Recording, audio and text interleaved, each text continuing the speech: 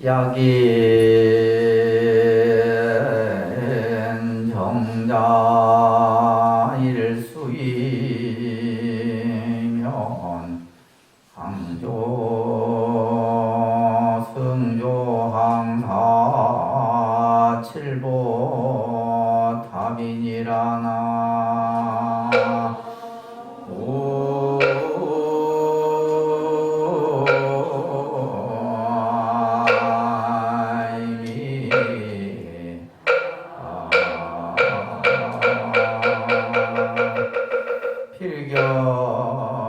필겨보타 빌금화무진이나 일념정신 성정가기로다나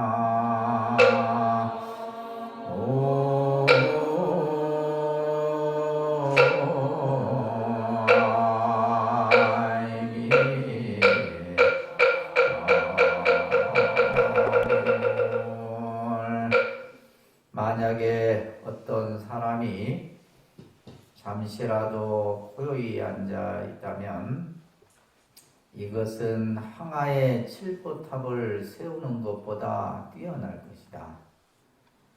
보탑은 필경에는 티끌로 돌아가지만 한 생각 밝은 마음은 정각을 이루니라는 개송 한 구절을 먼저 소개해 드렸습니다.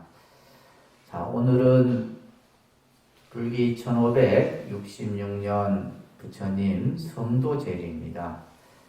우리가 오랜 전통적으로 이 성도제일은 본래 철야 정진을 해서 성도제일이 되는 음력 나볼 8일 새벽까지 정진을 했던 이런 그 전통들이 있습니다.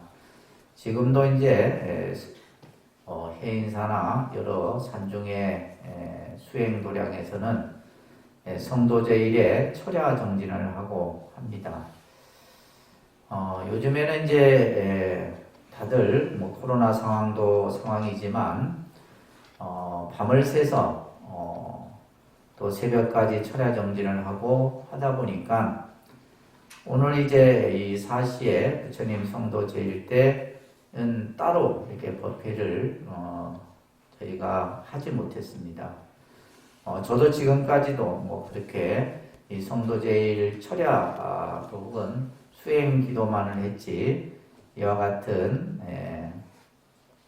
법회 형식을 갖춰서 성도제일 법회를 하는 것은 아마 처음이지 않나 싶습니다. 우리가 이제 불교라는 종교가 사실은 이 지구상에 또 인류에게 불교라는 종교가 2000년, 3000년의 시간 동안에 내려올 수 있었던 것은 바로 부처님께서 보리수아래에서 깨달음을 이루셨기 때문입니다. 그 깨달음을 이룬 날을 우리는 성도라고 이렇게 얘기를 하죠. 이 성도제일은 바로 서가모니 부처님께서 인류의 스승이 되신 날이며 또 우주의 진리를 깨지신 날이기 때문에 사실은 우리가 부처님 오신 날을 크게 큰 의미를 가지고 부처님 오신 날을 우리가 함께 봉축하지만 우리 불자들 입장에서는 이 성도제일 또한 부처님 오신 날만큼이나 여러분들이 앞으로 신앙생활을 하시면서 이 깨달음의 의미를 바로 새기고 또 우리가 불교라는 종교가 궁극적으로 지향하는 목적이 깨달음이죠. 그래서 이 깨달음의 의미를 담고 있는 이 성도제일은 매우 큰 의미가 있다라고 말씀드릴 수가 있습니다. 성도라는 의미는 말 그대로 부처님께서 6년의 고행 끝에 보리수아래에서 우주의 이치를 깨우치셨다. 이 우주의 이치라고 하는 것은 생명의 실상의 근원을 부처님께서 바로 깨달으신 겁니다. 그 생명의 근본의 모습이 바로 생과 사의 문제를 가지고도 우리가 얘기를 하는데, 이것을 일컬어서 우리는 이제 부처님께서 대도를 성취하셨다라고 얘기를 하는 겁니다. 우리가 흔히 이제 많은 종교들이 이러한 도에 대한 얘기를 해요. 우리가 성도할 때 도를 이루었다 이렇게 얘기를 하는데, 도대체 이 도가 뭐냐 이 말이에요. 그죠? 우리가 이제 불교를 공부하면서도, 그런데 이제 불교에서의 이 도의 의미는 바로 우주의 실상이고 또 우주의 근본 이치이고 우리의 자기 본성의 문제를 가지고 도라고 얘기를 합니다. 신신명에 보게 되면 지극한 도라는 것은 어려운 것이 아니다. 우리가 이제 도를 사람들이 생각할 때 추상적이고 정말 손에 잡히지 않는 무엇인가를 이렇게 생각하게 되는데, 신신명에 보게 되면 도라고 하는 것은 어려운 것이 아니다. 우리 마음 속에 차별심을 버리고 미워하고 사랑하는 마음만 없으면 이 도라고 하는 것이 명확히 드러날 것이다. 이런 말을 합니다.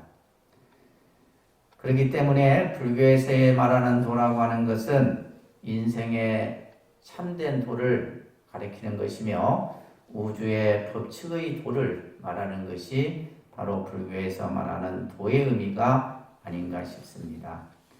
그렇기 때문에 우리는 부처님을 인생의 참 진리를 다 두루 아시는 분이기 때문에 부처님 명호 가운데 세간해라는 명호가 있죠. 모든 세상의 이치를 다 두루 통해 아신다라는 거예요. 또한 우주의 법칙을 두루 깨치셨다라고 해서 우리가 부처님 명호 가운데 보면 정변지라고 하는 명호가 있습니다.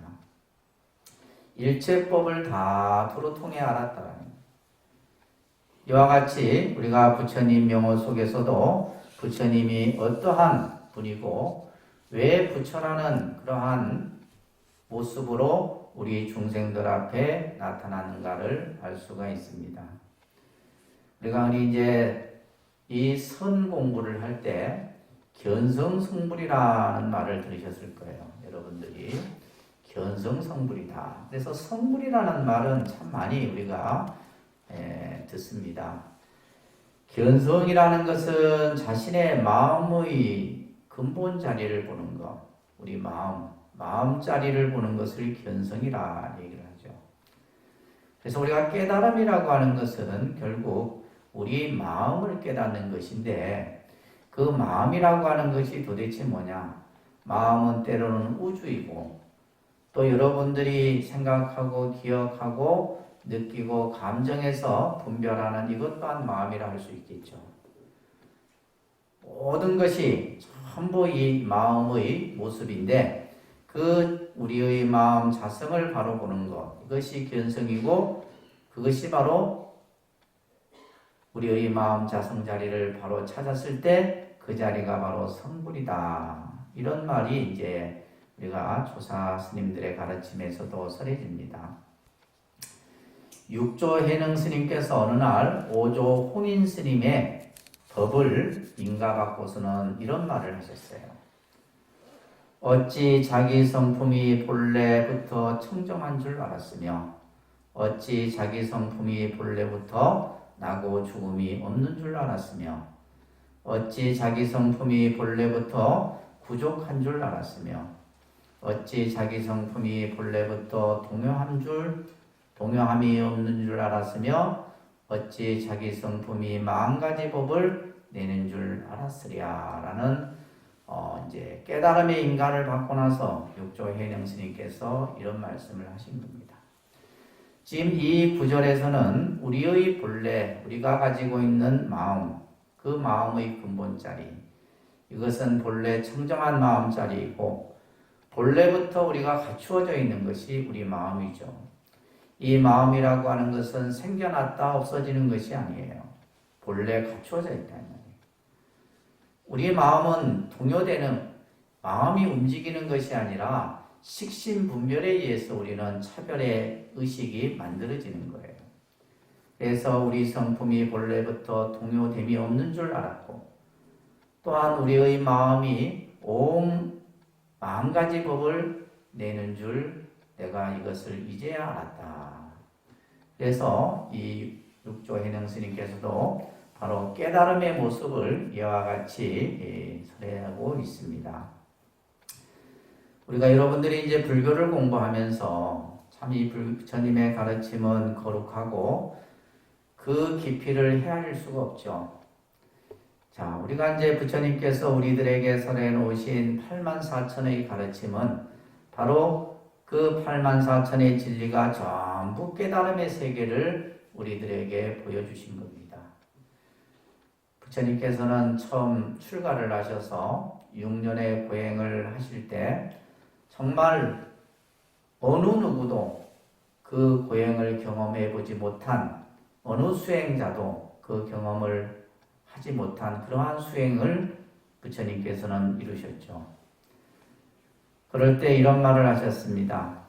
내가 여기서 위없는 깨달음을 얻지 못한다면 차라리 이 몸이 부서지는 한이 있더라도 내가 결코 이 자리에서 일어나지 않겠노라 라는 스스로의 부처님의 자기 수행의 의지를 담는 표현이 경전에서 설해집니다. 우리 불자님들도 그와 같은 마음으로 여러분들이 이 부처님의 가르침을 받들어서 항할 줄 아는 그러한 불자가 되어야 됩니다. 우리는 이제 이 부처님의 가르침을 그냥 단순하게 여러분들이 생각하고 또 어렵게만 느껴진다고 생각할지 모르겠지만 이제 부처님의 공부를 이렇게 하나하나 하다 보면 그 진리 속에 정말 많은 깨달음의 가르침이 담겨 있습니다. 그래서 그것이 어떻게 보면 우리가 평생을 부처님 공부를 하는 목적이지 않나 생각을 하게 돼요. 부처님께서는 이러한 깨달음을 통해서 우리 중생들에게 새로운 광명의 빛을 우리들에게 밝히셨던 겁니다. 부처님께서는 깨달음을 얻고 나서 중생들에게도 본래 그 깨달음이 갖춰졌구나 라는 것을 아셨죠. 그런데 단지 이제 우리 중생들이 그것을 알지 못하고 있을 뿐이다라는 거예요. 그 알지 못하는 이유는 바로 우리 마음속에 미혹의 구름이 덮여 있기 때문이에요. 그것을 부처님께서는 우리들에게 깨우치기 위해서 많은 설법들을 우리들에게 하신 겁니다. 여러분들이 절에 다니면서 경전을 공부하고 또 교리를 배우고 또 나름대로 수행의 생활들을 해나갈 때 전부 그것이 우리들의 마음을 미혹한 마음을 깨우치도록 하는 데 있다는 겁니다. 이 세상에 어떤 것이 가장 최상의 행복이냐? 바로 진리를 깨닫는 삶이 가장 행복한 삶이라는 겁니다. 제가 늘 이제 여러분들에게 말씀드리지만은 우리의 궁극적인 목적은 성불이다. 그죠? 우리도 부처님처럼 되는 거예요. 근데 이제 중생의 입장에서는 내가 어찌 부처가 되겠느냐? 내가 어찌 진리를 깨달을 수 있겠느냐? 이런 생각을 가지면 안 됩니다. 이미 여러분들 안에는 불성이라고 하는 부처의 성품 종자를 다 갖추고 있는 거예요. 부처님께서 이 세상에 오셔서 이러한 어떤 성도의 과정을 보이신 것도 법화경에 보면 중생들에게 너희들도 나와 같이 성불할 수 있다라고 하는 그 모습을 보였다라는 내용이 법화경에서도 나오고 있죠. 그래서 우리의 최상의 행복이 바로 깨달음으로 가는 길이다라는 거예요. 끝없이 부처님이 6년의 고행을 해서 궁극의 보리수 아래에서 대도를 성취했던 것처럼 우리들도 한 걸음 한 걸음 세상에 그 부처님의 지혜의 등불을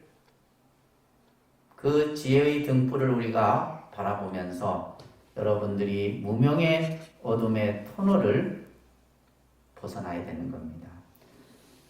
오늘 우리 독림선원 불자님들은 성도제일 부처님이 깨달음을 이루신 오늘을 통해서 여러분들이 자기 자신에게 좀 더 내가 절에 다니는 불자로서 또 불교 실행하는 불자로서 이 성도의 의미를 항상 여러분들이 가슴에 새기면서 나도 부처님과 같이 나도 부처님이 그 힘든 수행을 이겨내고 궁극의 대도를 성취했던 것과 같이 나도 성불의 길로 나가야겠다는 그러한 일념으로 우리가 불자로서의 삶을 살아야 되는 겁니다.